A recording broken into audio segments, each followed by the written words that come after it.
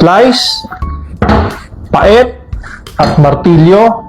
Yan ang kinailangan natin para maayos ang nose ng ating patient. So, punta tayo sa TV. Front view, dito kasi sa kanyang bridge, merong septal deviation. Nung sinilip ko yung loob, talagang letter C siya, kaya yung isang side ng kanyang nostril barado. Makikita rin natin sa front view, wide yung kanyang alars, low tip, retracted columella. Distal view, nandyan pa rin yung wide alars, horizontal yung kanyang nostril, low yung tip, at syempre low pa rin yung bridge. Quarter view, nandyan din yung short yung kanyang nasal dorsum or yung bridge, maiksi din ang kanyang columella, and side view, malalim yung kanyang radix or yung kanyang bridge dito malapit sa kanyang eyes. So, punta na tayo sa patient. So, this is immediately after surgery. Yung nose kasi natin, merong septal part. Ito yung gitna ng nose.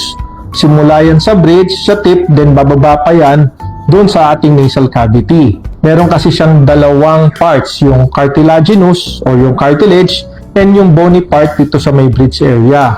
Kinakailangan nating gumamit ng pliers or plies ang tawag natin sa Tagalog, or ang tawag talaga dito rongure. Ito kasi yung mga kumakat ng bone para mabawasan natin at makorek natin yung deviation ng kanyang ilong, lalo na kasi kapag yung bony part ang nakadeviate.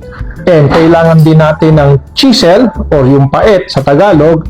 Ito naman yung kailangan natin i-chisel yung side ng kanyang bone para mag-move din at magalaw din natin yung kanyang deviation at maiayos natin sa gitna. Siyempre, kapag may paet, meron dapat martilyo or hammer. Ganun dapat. Nung nakorek na natin yung septal deviation, siyempre, gumawa na tayo ng tip projection. Gumamit tayo ng septal extension graft, yung kanyang mga ear cartilage, may shield, may onlay, may columellar strut.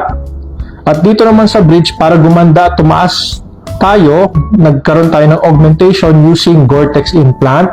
Siyempre, ginawa pa rin natin yung ating seamless alar technique para gumanda yung alars. So, yun na nga. With this transformation, nakakreate tayo ng functional nose. Ibig sabihin, nakakahinga siya ng matuwid at maayos, bilateral yun. Talagang maganda ang pasok ng hangin, right and left. At syempre, napaganda pa rin natin yung tip as well as yung bridge. At syempre, kasama na doon yung alars. So, thank you very much. See you on the next video. Immediately after rhinoplasty, correction of bony septum was done. Preserving the function of the nose is very important part of rhinoplasty.